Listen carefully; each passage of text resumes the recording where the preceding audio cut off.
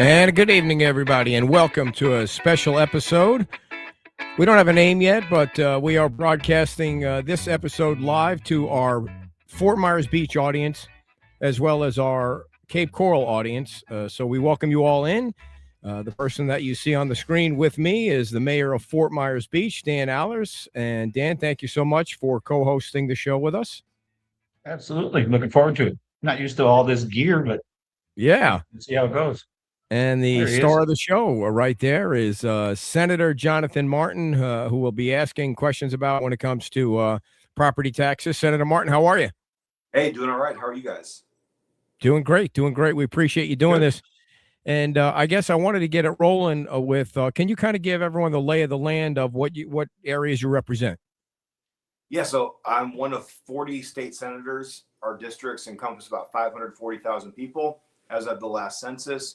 District 33, which is what I represent, covers the geographic area almost entirely Lee County west of I-75. So there's a little piece of North Fort Myers that I don't represent that's west of I-75, but basically from Boca Grande all the way down through Fort Myers Beach, Cape Coral, Bonita Springs, all the way over to I-75 is the eastern border of my district.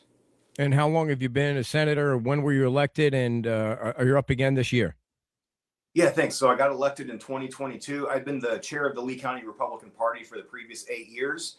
The governor endorsed me in the Senate race, and I got reelected after fulfilling my first half term of 2 years in 2024. I'm not on the ballot this year in 26. I'll be on the ballot again in 28.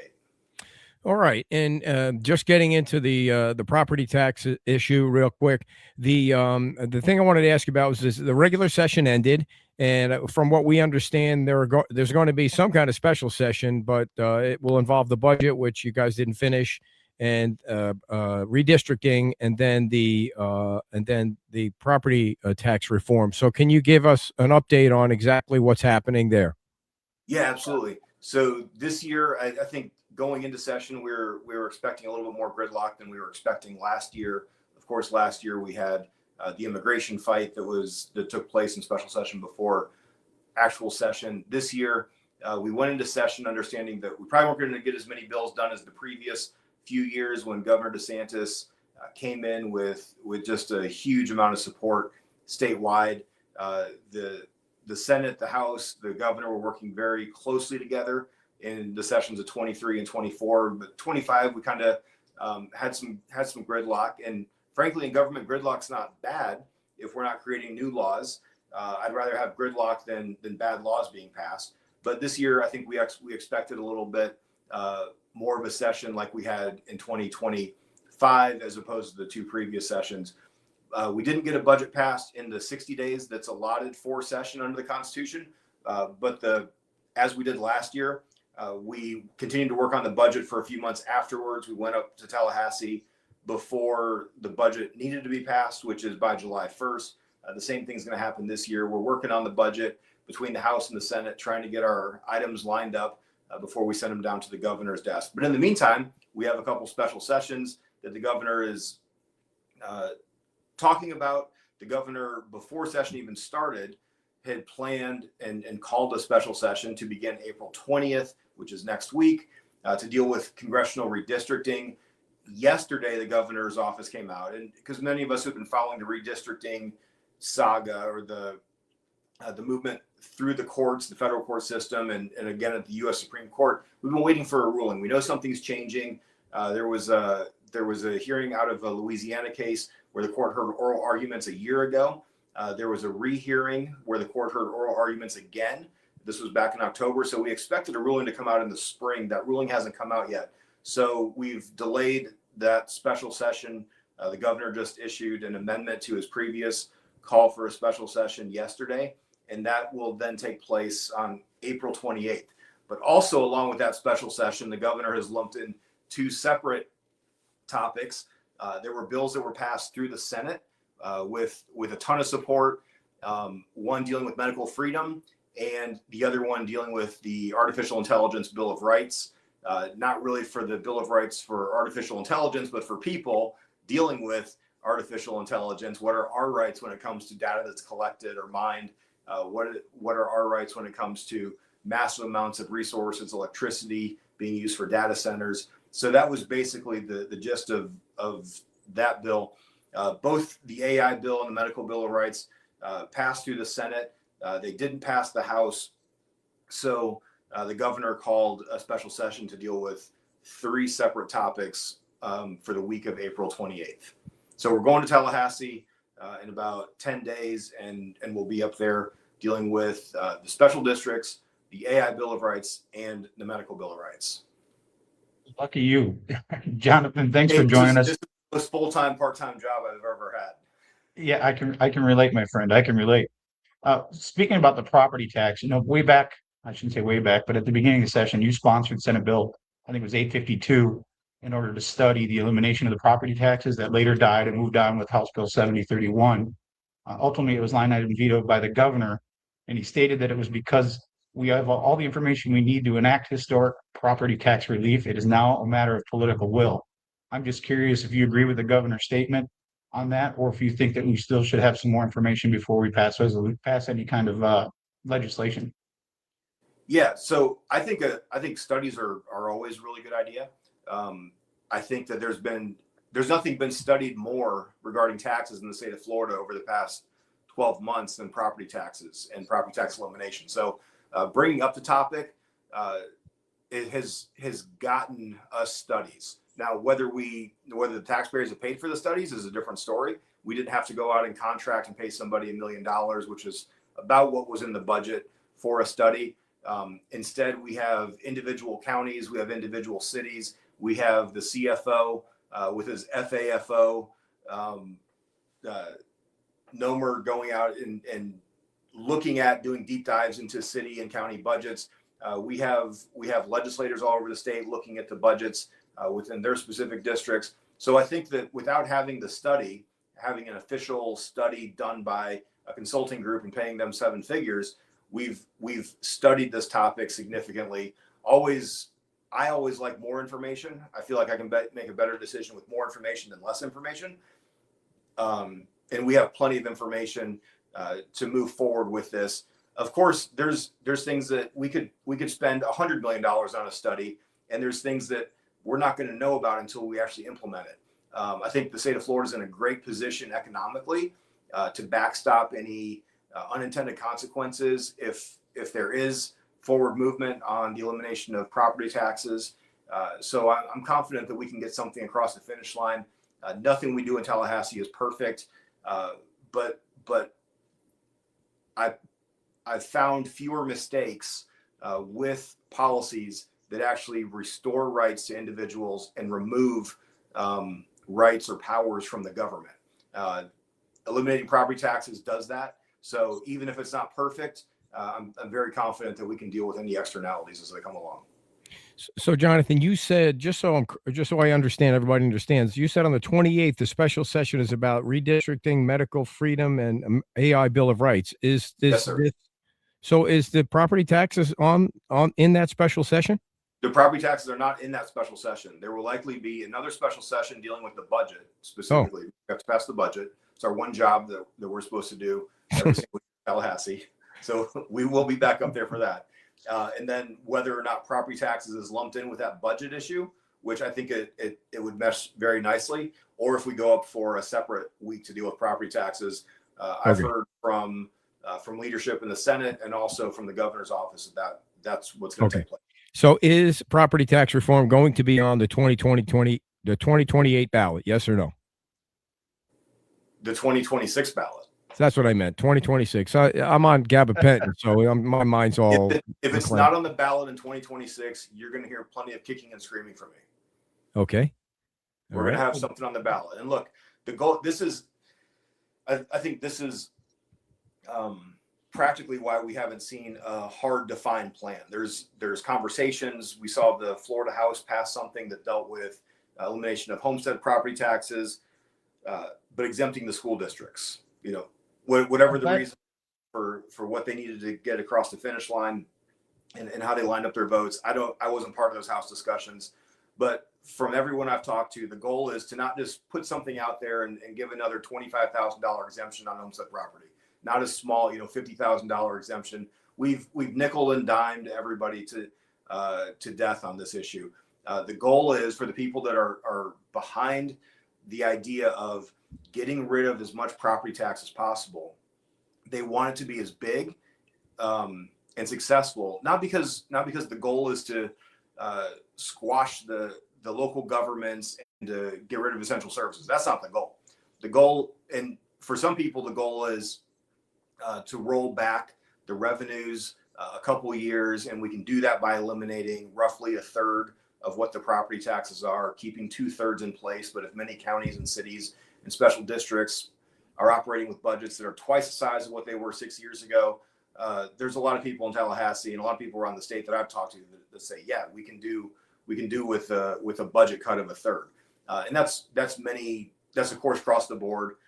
If you eliminated all homestead property tax revenue, but ultimately we want the biggest. We don't want to have this conversation every single year. So we want the biggest, best idea that's going to get the 60% of the votes. And I think that's really where the conversations are taking place right now. They're focused around, well, what if we make it all residential property, or what if we only do homestead residential property for a certain value, or how long does somebody have to live here before they get that benefit? And then talking to the lawyers to make sure that those are constitutional issues that the courts aren't going to strike down. So the goal is to get as much relief for our residents here in Florida without biting off more than we can chew and ultimately losing at the ballot box come November because we made the exemption too big. Jonathan, there's been, as we all know, there's been several things that have been thrown against the wall. Nothing really is stuck. I think there was 6 House Joint Resolutions, 7 Senate bills that have been thrown out.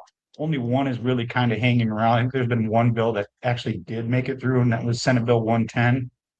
We have kind of a 3-part question. One, can you talk about what Senate Bill 110 actually is? And is there any possible resurrection of Senate Bill 203, which would be that, I think, extreme the way I read it, where it would be all elimination of all homestead property taxes with the exemption of non-educational? If that were to resurrect itself and get back into the conversation, is there any likelihood or is there any appetite in Tallahassee to offset some of those costs for the local jurisdictions that would take a significant hit? I think that, the forecasts are saying somewhere between 10 and $13 billion by 2030 to 31. So I'm just curious, where do you see it going? I know you've spoken in the past about some things that you supported, but what do you think about those 3 things that I just mentioned? So I had to look up SB 110. I apologize for not memorizing the bill numbers. Even the bills that I run 60 bills. I don't know all the bill numbers, Right. but I know the titles. So that was Senator Arrington that ran that bill, SB 110. Look, there's always things we can deal with on the property taxes to make sure that there's no unintended consequences, whether it's for the local governments who need the revenue or whether it's for the payer. We deal with situations all the time. We all know somebody who maybe the title of a house got turned over to them because their parents died and left them the house. Well, in the meantime, as they're trying to clean out the house and try to get the house on the market, all of a sudden the taxes jump up because the name on the title changed, and they're no longer the homesteaded resident that had the previous 20 or 30 years of homestead exemption. So I get phone calls about that. Hey, why am I paying $20,000 in property taxes now? My mom used to pay $1,000 in property taxes. Hey, I downsized my house. But now I'm paying more taxes than I did on the bigger house. That doesn't make any sense. All I did was move across the street.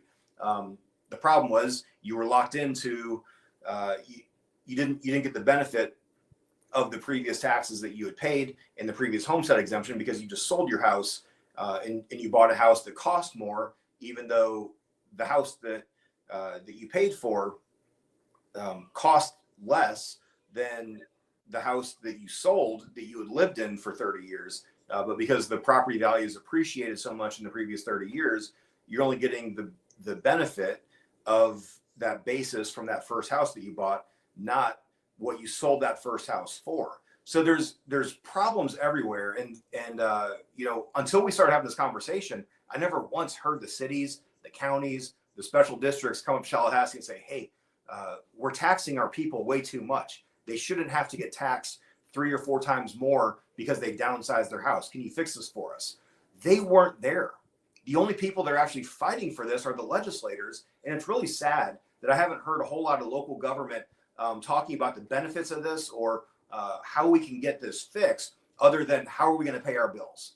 Literally everybody in local government is saying, well, how are we going to pay our bills? How are we going to pay our bills? And I'm saying, well, if you would have been talking to your legislators about this for years, and maybe not you, because we have term limits and a lot of turnover in our local government, but the people that were in local government positions ahead of time, but years ago, if they had come up and said, hey, we got to fix this problem, I think there'd be a little more credibility from the local government entities that are coming up and saying, hey, we want to stop this rollback on property taxes because we're not going to be able to pay our bills.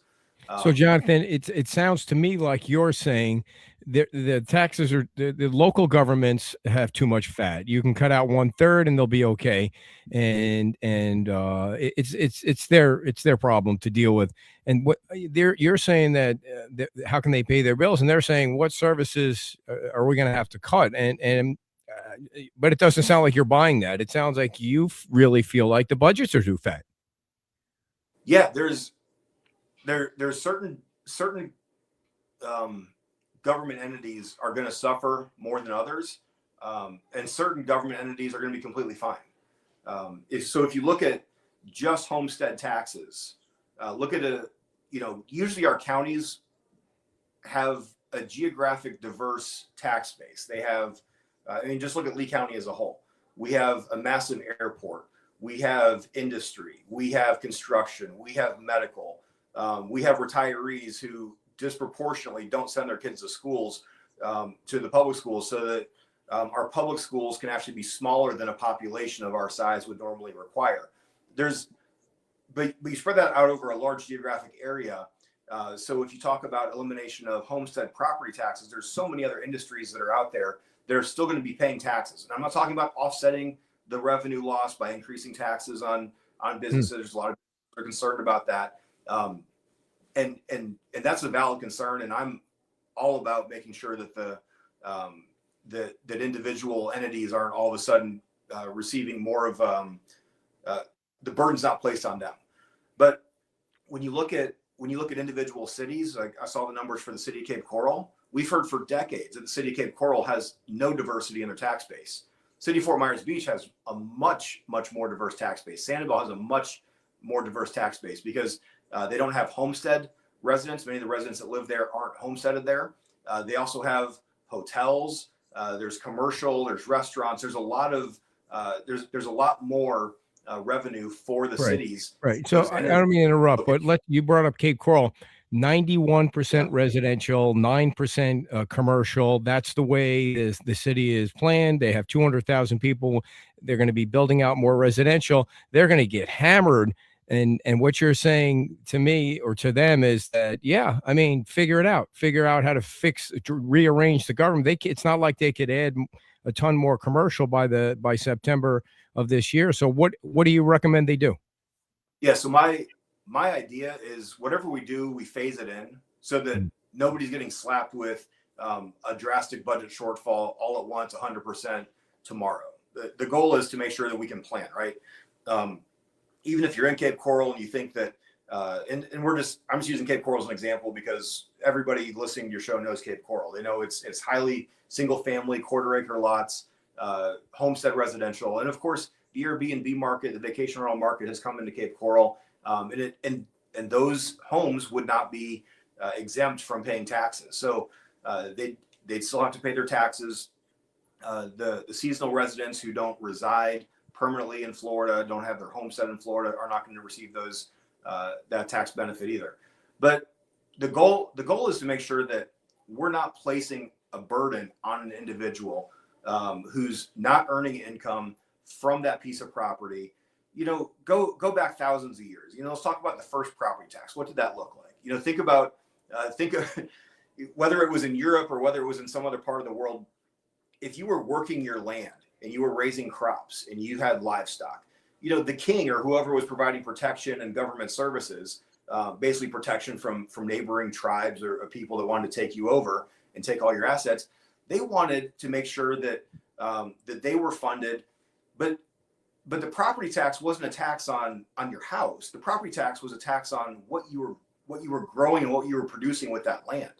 Well, we're not producing things in our quarter-acre houses. The city, go try to park your business vehicle in front of your house in Cape Coral and see what City of Cape Coral does. They won't even let you pretend to have a business at your house, let alone actually operate out of your house. So we're so far past producing income from our land that it shouldn't be taxed, and that's it.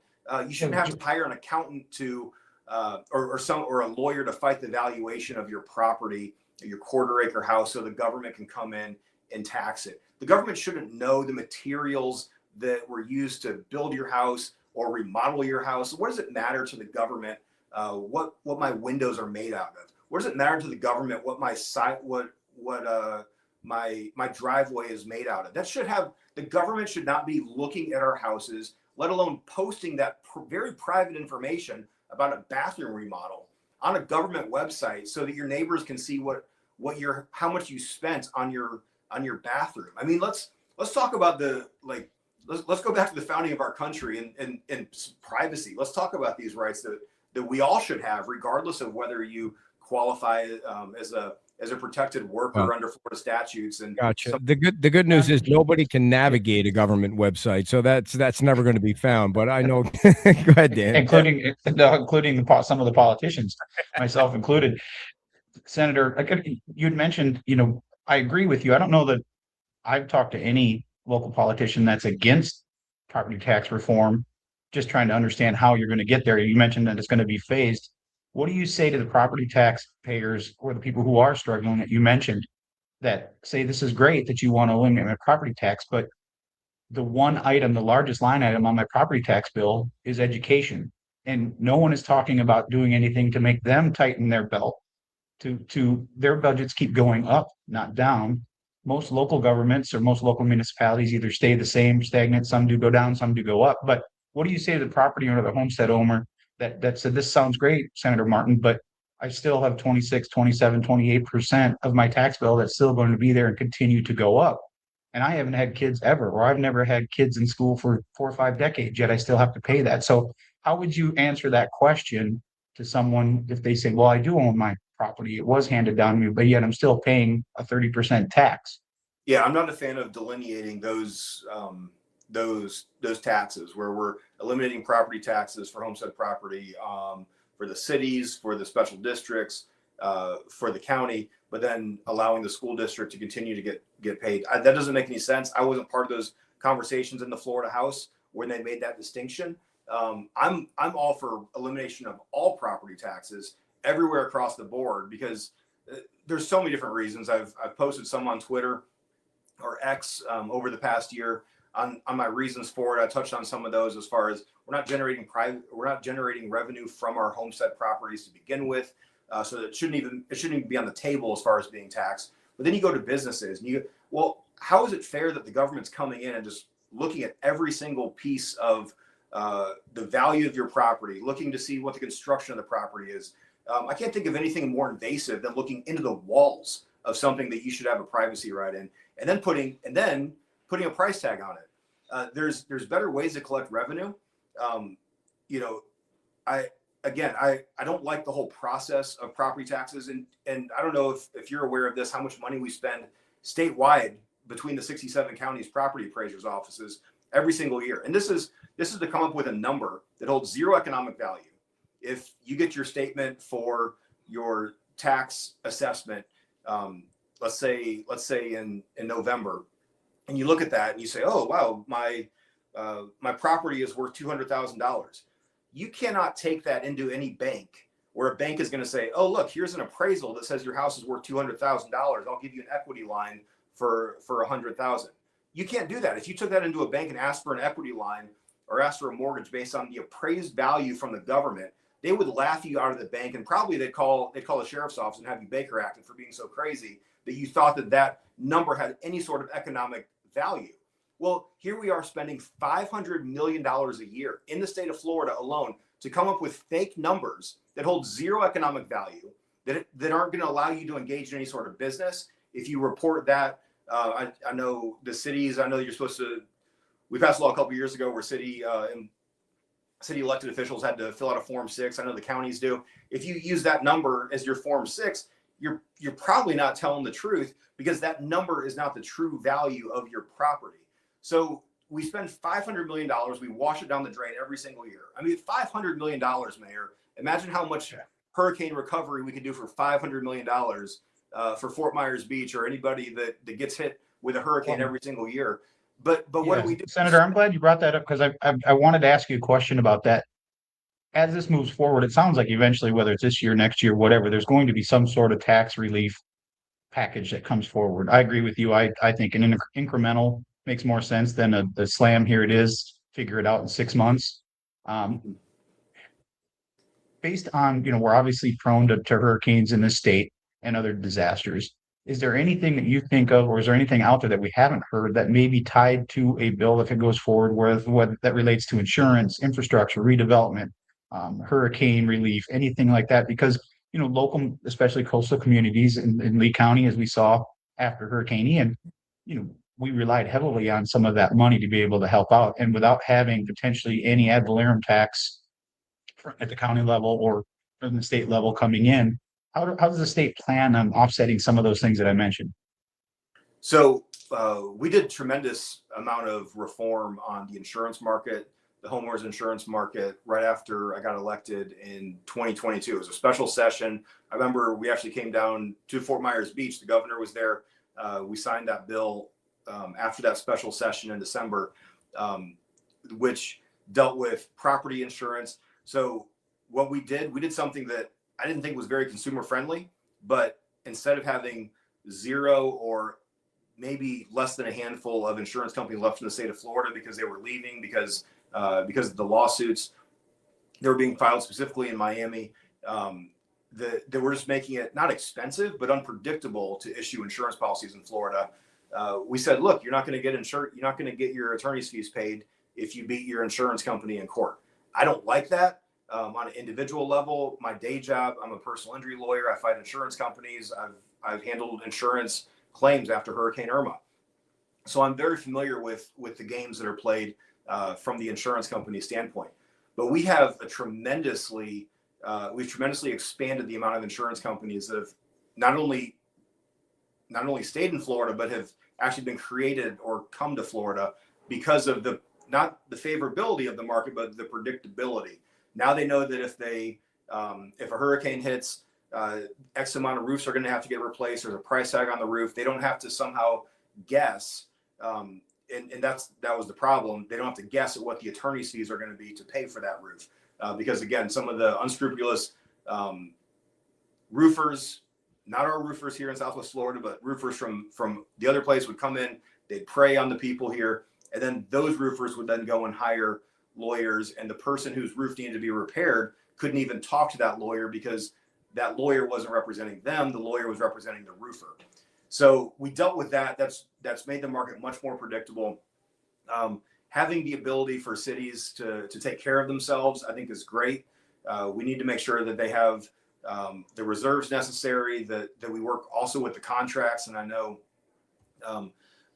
Secretary Guthrie from the Department of Emergency Management, or Director Guthrie, was instrumental in even putting forward some best practices that he had learned through some of the hurricanes that he led the state through, to make sure that our contracts were consistently written, that they were airtight, so that you wouldn't have a situation where the city of Fort Myers, the city of Fort Myers Beach, and Sanibel might have all contracted with the same debris handler, and then all of a sudden they all need that same debris handler at the same time. That debris handler isn't big enough to handle all three jobs.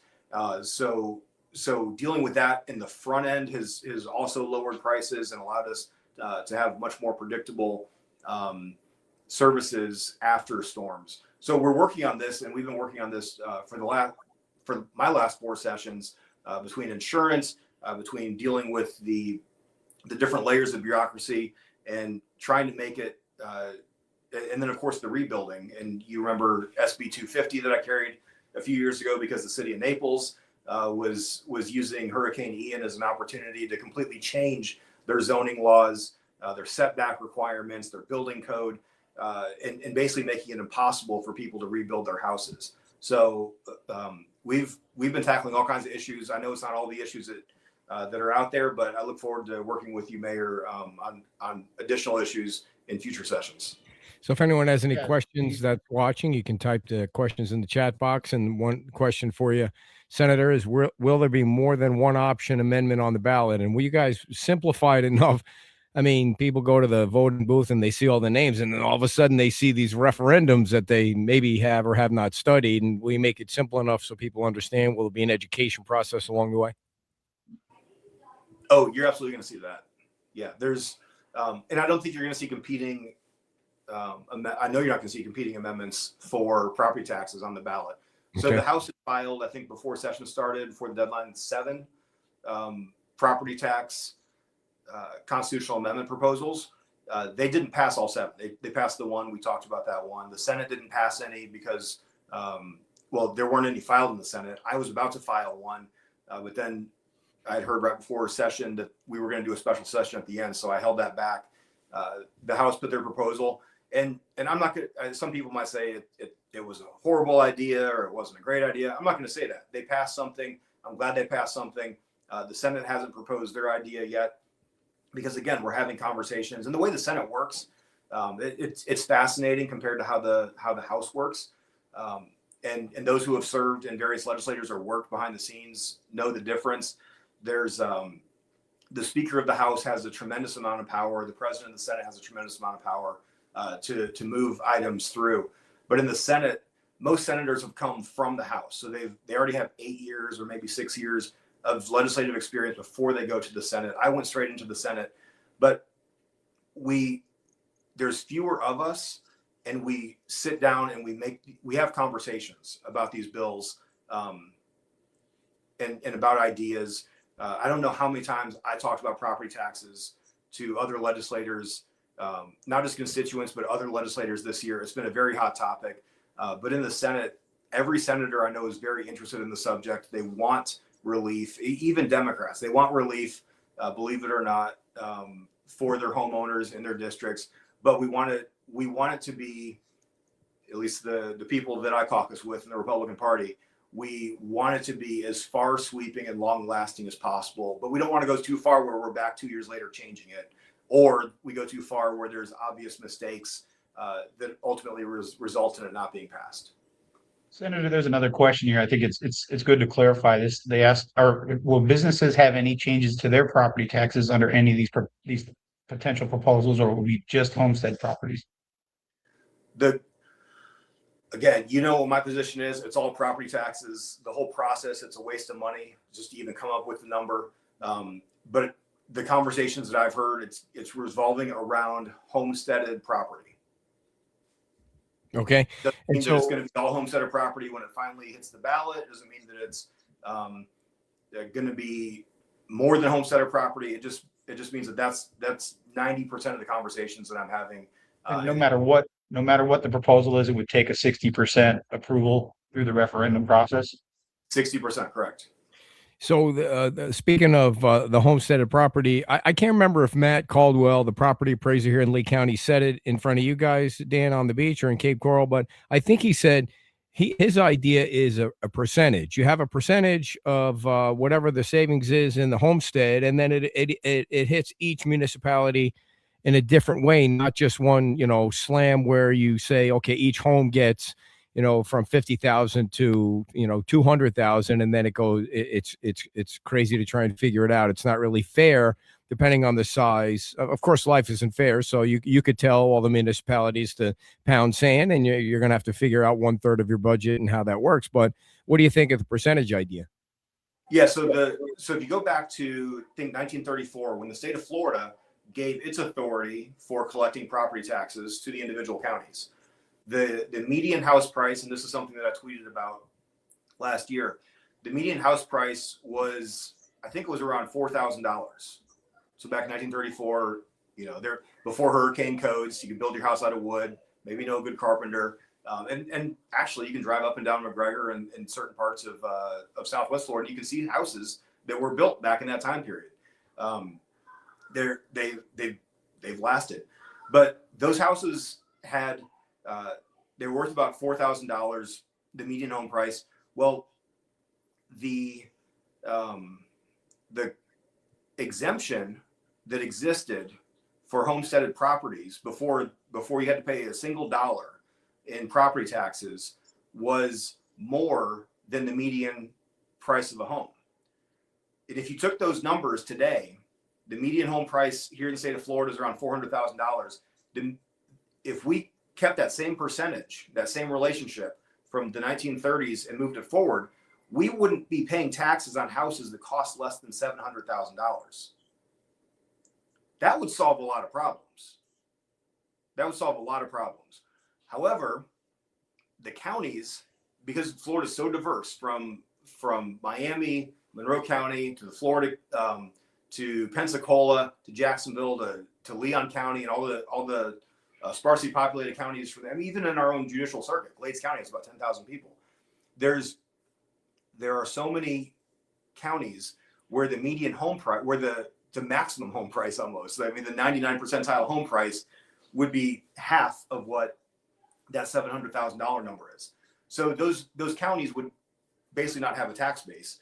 But the problem with comparing those counties and transferring this argument over to those counties, saying, well, those counties would be without any money. Well, many of those counties are already defined in statute as fiscally constrained counties, meaning the state of Florida already has to take money from other counties like Lee County or Miami-Dade or Broward County or Orange County and cut a check to those other counties. So we're doing that anyways. So I don't think we should completely throw out this idea of having a homestead exemption that's much higher than what we have right now, simply because some counties wouldn't have the ability to pay their bills if we change the system. Well, if we stay with the current system, we're still cutting them a check. All right. So you're not a fan. I think what you're saying is you're not a fan of the percentage. It doesn't sound like you're rolling with that.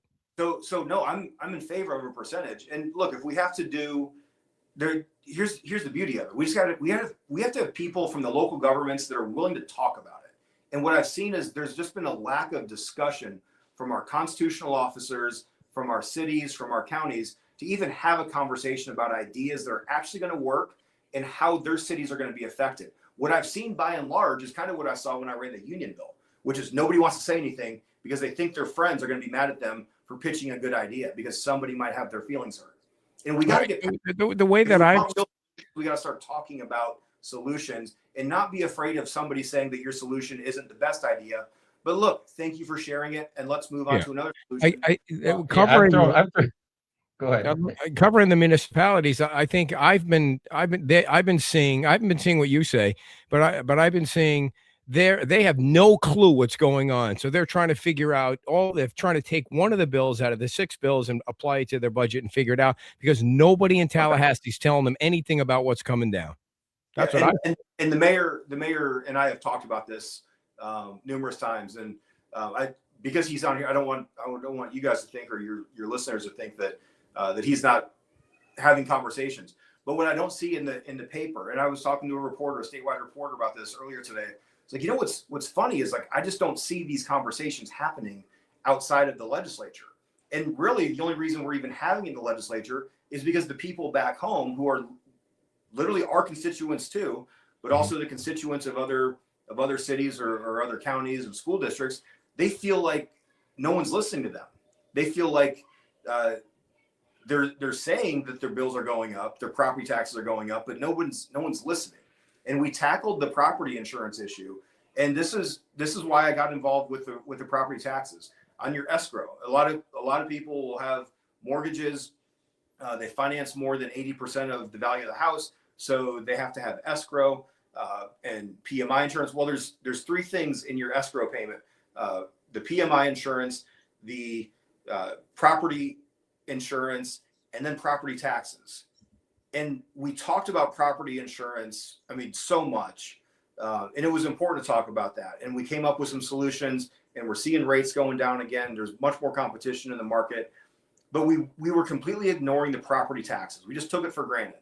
But for some reason, the people who live in that world, and they're the ones that assess it and come up with the millage rates every single year. They weren't.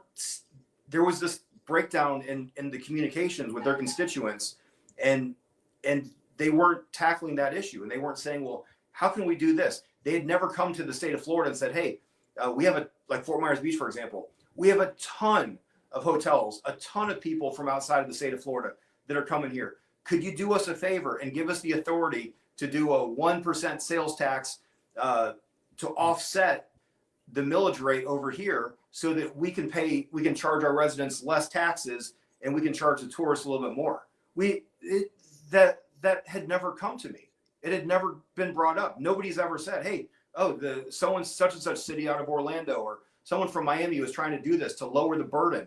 Nobody was ever asking for an offset. It's one of the things, I think it's one of the consequences of having term limits. You don't have the people in office who have seen this over and over again and said, wait a second, I have a solution. I mean, Dan, the mayor knows, you come into office and you got to go. You're drinking through a fire hose. Yeah. And so it takes you and I out, and by that time you're out of office. Yeah, Senator, you and I have talked about this multiple times, and I always cringe when I hear applying another tax to our tourists, because they're in our case, and pretty much all the state of Florida, it is quite the livelihood. A lot of people come here because of the weather, obviously, and impose another tax on them, or have that conversation. Nothing wrong with having a conversation, but as I've talked to you before, and you talked about how people don't like to bring up ideas because they're afraid people will get mad at them. Well, I'm not one of those people. I like to look at things and try to find a way. If there's a shorter path to something that's already existing, why wouldn't we, as a legislature or as a state, look at that first? We've talked about the TDC funding. I know it's not a popular thing. I'm not saying do away with TDC funding. What I'm saying is opening up the boundaries for the TDC funding, so that it's not just beach and shoreline. It can be something other, could be offset property taxes, and not just necessarily for homestead, but for all of the people that have property tax. Because even though people may not be homesteaded here, they may still have 2 or 3 homes down in Lake County or Collier County that they use for them and their families, that they're paying significant amount of taxes on. And if we have a mechanism, instead of building up the coffers on these TDC funds, opening up through legislation, and that wouldn't take a referendum, that would just take a policy decision in Tallahassee, to be able to open up how you can spend those funds or apply those funds. I think it's important to at least have that conversation, because it's there. It's a mechanism that the money's already coming in. But to talk about adding another % to that sales tax, I would be worried that would scare people to go to another area, because the tax is significant when you do come here, and things cost more when you come here. And to add another 1% to that, to me, would be the last resort when it comes to the tax relief problem that we're discussing today. Yeah, of course. And I think it's highly it discourages people when the media gets out and talks about an elected official saying that they want to raise a tax, when and I saw this happen to Governor DeSantis before he was governor in the 2018 election. Governor DeSantis, when he was in Congress, was a huge proponent of the fair tax, replacing, offsetting, eliminating the income tax, but replacing it with a national sales tax. He had talked about it, theorized about it. Tons of economists have been involved in these discussions. Local national radio host, but from Naples, Neil Bortz, wrote a book about it called The Fair Tax. Well, when Congressman DeSantis was running for governor, in the primary, the Republican in the primary, Adam Putnam's campaign, lied about his position on that issue and said he's in favor of raising taxes, when he absolutely was not. So I understand the hesitation for real politicians who are smart, who want to actually get in the weeds and solve problems. I understand their hesitation for dealing with the lies that the media and, of course, their political opponents are going to put out there. But ultimately, we can't be concerned with whether we're going to lose an election because somebody doesn't get the information. Our job is to do our job, which is, how do we cut costs for the people who live here? And there's no more inefficient way to collect taxes from our people than a property tax. We waste $500 million a year to come up with the same amount of money as somebody could, if you're offsetting, if it's revenue neutral, no raising taxes, you're only collecting it in a different location. If you could do that cheaper and save $500 million, why wouldn't you?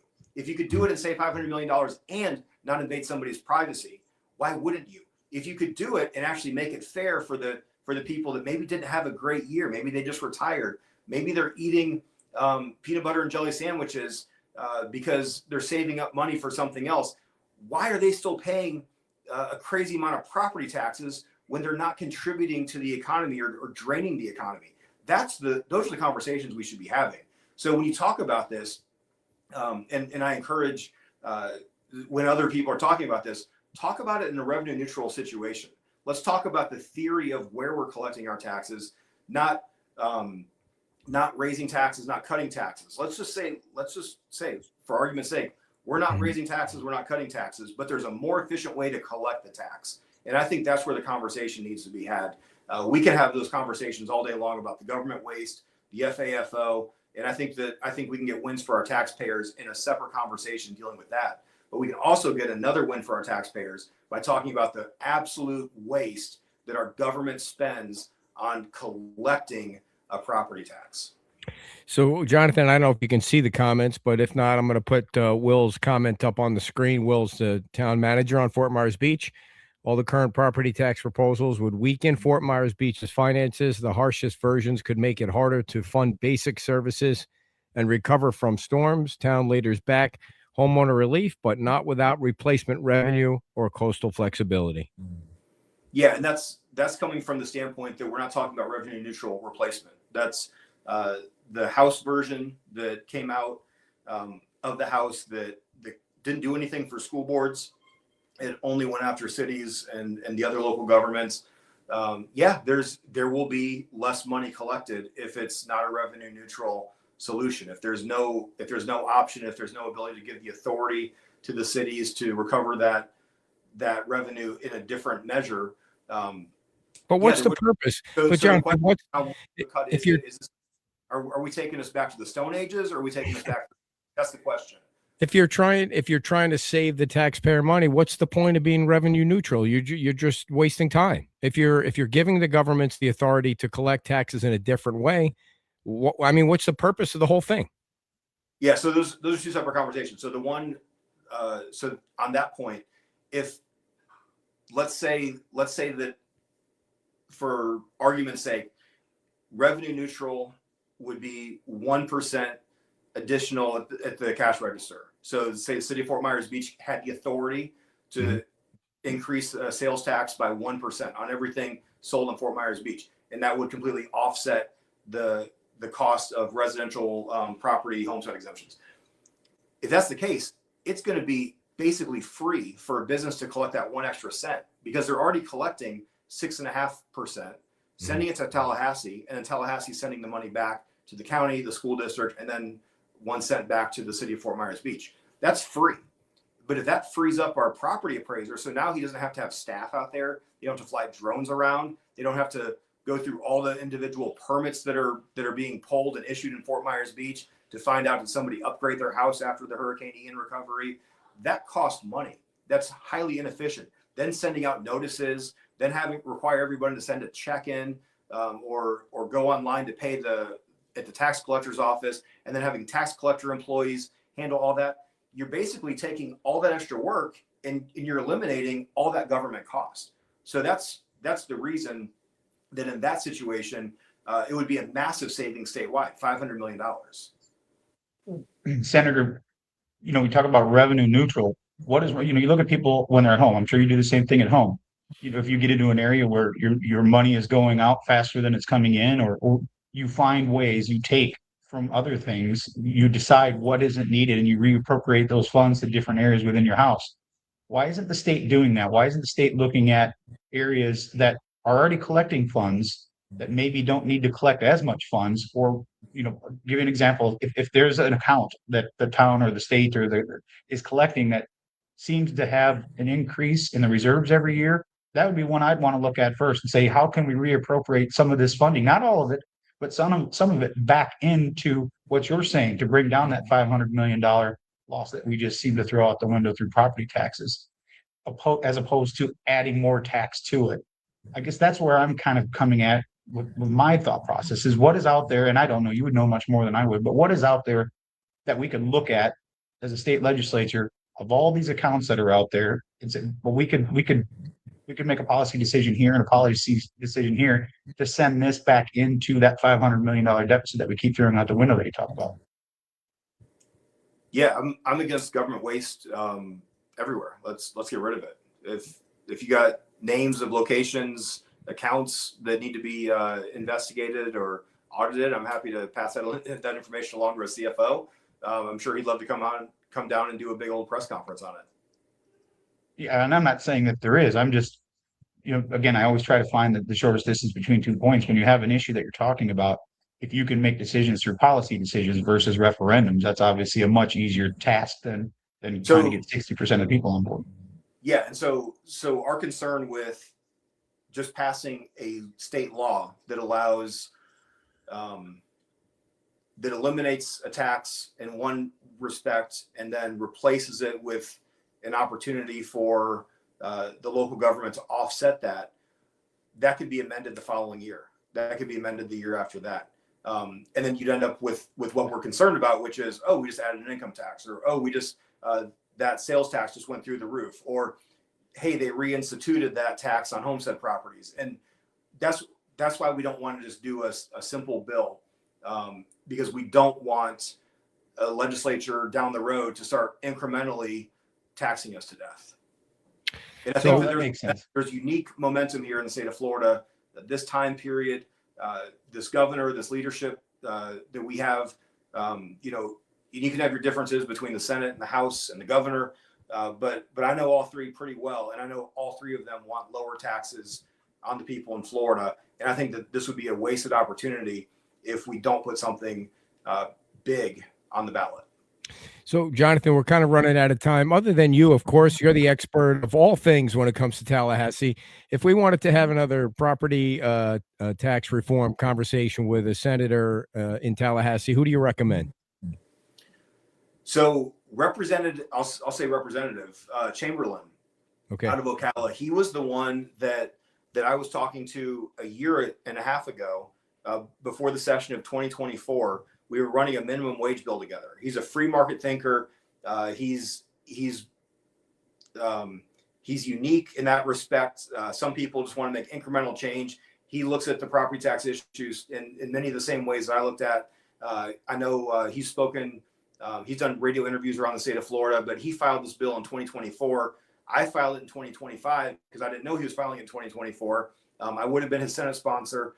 And then in 2025, I filed it, but he didn't sponsor it in the House, and they're limited with the amount of bills they filed. So that's why there was no House sponsor. But that's when we ramped up the press conferences, the social media, and really got this thing moving last year. But he's been a great partner on this subject and a leader to eliminate property taxes in the state of Florida. So Representative Chamberlain, I can connect you with him off. That'd be great if you could get us a contact. And if and you're a betting, well, and he filed a couple of the property tax bills in the House this year as well.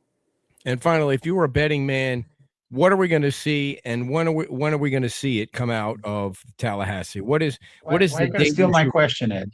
Oh, sorry, Dan. You want to ask a question? Stomping on my toes here. No, I'm just kidding. No, that was the question I was going to ask. Is, first, Senator, thanks for coming on, and thank you for being so cordial every time we come up to see you in Tallahassee. You always meet with us. Not everybody does that, so thank you for all that you do for our area. The question I had was similar to Ed's. When can people realistically see, should something go to the referendum and it pass at the 60% or greater, when can people realistically expect to see any kind of property tax relief? Great question. And thank you, Mayor, by the way. You're one of the few that actually shares your ideas with me. I appreciate that. But of course, that takes time, where that you can be open with me, I can be open with you, and we can work together and brainstorm and find good solutions. And you've done an incredible job out on Fort Myers Beach since Hurricane Ian. And then, of course, Helene and Milton with those roadblocks that they presented a couple years ago. But in order for this to be on the ballot in November, we have to get the language to the supervisors of elections around the state before the ballots are printed. So that's the last possible day. We don't have to go through the petition gathering process, the judges approving the language for the ballot, like a grassroots petition gathering. The petitions would have to go through. to be on the ballot. So we have the luxury of waiting until around the primaries, so August or so, to actually vote for this language. I'm not saying we will. I'm just saying that's about the deadline that we would have to face in order to make sure that the language gets on the ballot. Hopefully we get it sooner. But in the meantime, I know there's tons of polling being done around the state of Florida. There's talk about studies. There's tons of think tanks getting involved. Finally, there's organizations that are proposing ideas. But we just got to use this opportunity to make this as big as possible, because we may never get another opportunity like this in Florida history. And we want to make sure that we do it right, and that we make sure that it's not something that the local governments around the state, the bad actors, will use to then increase revenue streams and shift the burden to other individuals. So we're going to do it right. And we have until that window. We will be back in Tallahassee before July 1st to pass a budget that would be effective July 1st.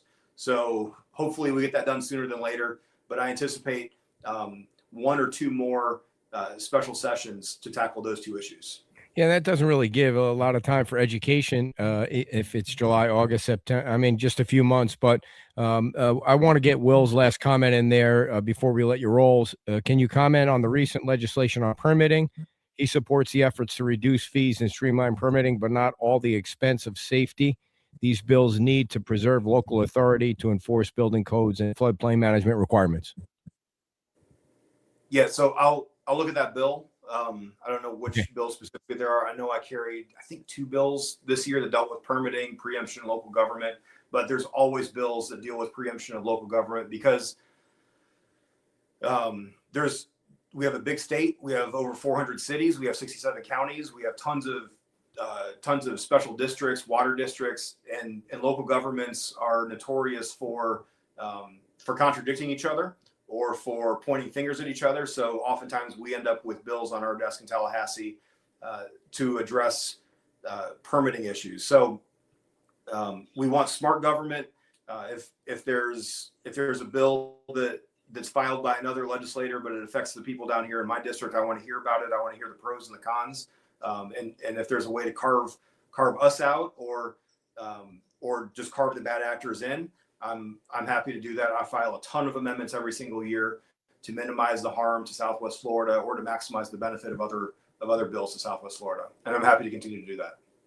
All right. And lastly, I just want to make sure everybody knows that's watching that Senator Martin's a big proponent of Mothers Against Drug Driving. We have him on the show toward the end of every year, I think, down on the beach to talk about a fishing tournament. Is it too soon for that, or have you guys set a date for that? We have not set a date for it, but it's usually in the fall. All right. So when we have that date, we'll share it with both the folks in Fort Myers Beach and Cape Coral. We want to thank you for coming on and spending an entire hour with us. Thanks, Ed. Anytime. Thank you, Mayor. Good to see you. Yeah. Well, hold on. I got one final question. It has nothing to do with tax relief. If Senator Martin had one complete day with no family, no kids, no phone calls from anybody, what would Senator Martin do that didn't have anything to do with legislature or family? You had one day to yourself. What would you do? Man, right now I'm itching to go to the mountains. It's starting to get a little bit warm here. I'd love to go to Montana, Idaho, maybe do some hunting out there for some delicious meat, and maybe a little trophy to hang on the wall. I would love that. Awesome. All right. Well, hopefully you'll get that time. Thanks again, Senator. We appreciate it. We'll see you soon. Thank you. See you guys. All right. Senator. Senator Jonathan Martin about property tax reform. And Dan, I thought that went pretty well for our first shot at this. And hopefully we can have more conversations about property tax relief and other things that are going on in Southwest Florida. But we'll make contact with Senator, or is it House Representative Chamberlain from Ocala? Yeah. It'll be nice to get different angles. Yeah, it would. And I think this is a good example of how down to earth, most senators and representatives at any level are. They're just people like the rest of us that are willing to have conversations. So if you see them out, don't be afraid to go up and talk to them and give them your input, good or bad. We're all big people. You don't get into this business by not having broad shoulders, because the ideas that aren't the best are the ones that don't get said, right? So don't be afraid to reach out to them, send them emails, call them, text them, do whatever you need to do. If you have a good idea, send it out there. It might spark something in somebody to create a legislation that works for everybody. Yeah, and on the property tax thing, I think it's important for people to get educated one way or another. I mean, it sounds like, I mean, if he has his way, it's going to be on the ballot. There's going to be something on the ballot this year, and and governments are going to have to figure it out. And it sounds like his angle is, you guys go figure it out. Fort Myers Beach, Cape Coral, Lee County, go figure it out. You're wasting 1/3 of your revenue anyway. I mean, are you guys on the beach anyway prepared to suffer some ad valorem pain? I don't know that anybody, quite honestly, would be ready to suffer some ad valorem pain. I mean, when you take things away, you have to do one of two things. You have to cut services, or you have to cut staff. You have to cut something somewhere if money goes away. There's always ways, as Senator Martin said, to tighten your belt. And I don't believe that there's any municipality that can't say there's ways that they would figure it out. This sounds like if it goes through, we're going to all have to try to figure it out. But that's why I was saying there's got to be ways that the legislature can help ease that pain. If it is going to come in as one big punch, what are ways that we can reappropriate some funds that are already there, that are building coffers in certain areas that we can use to spend back in the municipality area that collects those funds? And I think that's why I know people get tired of hearing me talk about the TDC funds, but that's why I keep talking about the TDC funds. Before the storm, the town paid in $8 million roughly in TDC funds. Even if we were to get half of that back in bed tax funds, or be able to use some of that, half of that funding in other areas outside the scope of work that it is now, that would certainly be a huge relief. Just think about that $8 million. $4 million coming back to the town would be double what we generate every year in parking fees. That's significant. That's a significant thing that we could do to help alleviate some of the tax burden when it comes to property taxes, not just for homestead properties, but businesses and non-homesteaded properties alike. Yeah, well, what about if they decide that they're going to do property tax relief? They dissolve the TDC, and everybody that puts in their dollar to whatever the tax is gets their dollar back, and make it just, you get what you put in. Cape Coral gets what they put in. They use it for, whatever the town wants to use it for. I mean, if we're throwing ideas out there, I mean, why not? Why not do it that I'm way? not saying you have to dissolve the TDC or to any tourist fund for that matter, but if it just keeps gaining, I mean, because some of the money, just look at the pier, $7 million of the TDC reserve funding is going to build back the pier. So the money does come back at some time, but that's the largest contribution the TDC has made to the town of Fort Myers Beach in a long time. Usually it's a couple million a year, which we're thankful for.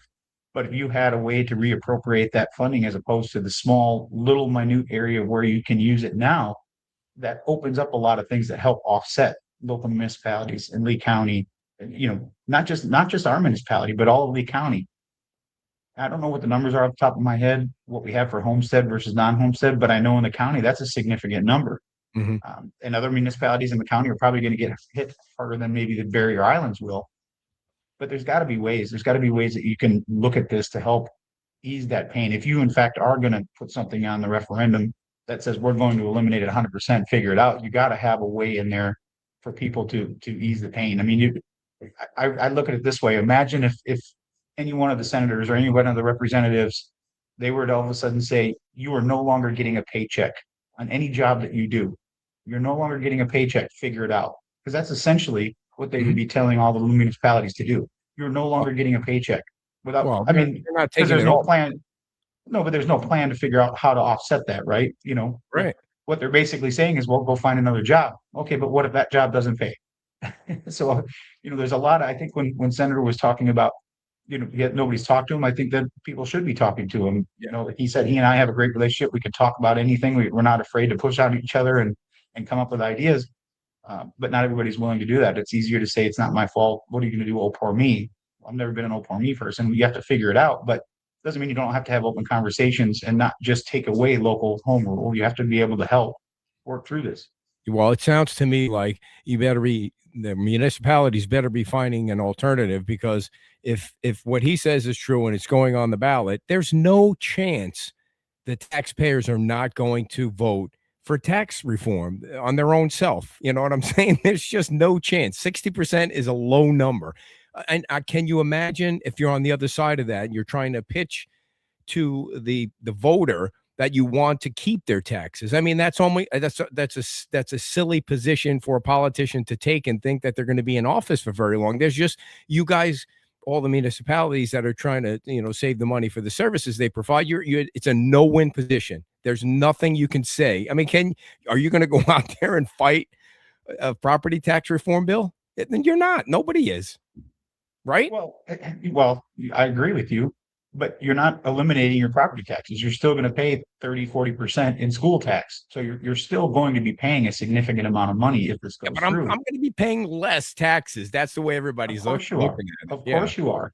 But I mean, if you're going to do it for everybody, why not do it across the board? I'm not saying eliminate school taxes. What I'm saying is, I agree. If you're going to give everybody a haircut, everybody should get a haircut and figure it out. Why should there be one taxing district that doesn't have to work as hard at figuring out the problem? Especially the school district with the massive amounts of money they have, and it just seems to go up and up and up and never. Statewide, right? I mean, statewide school districts, they're if not the largest, they're probably the second largest tax item on most of ad valorem tax bills.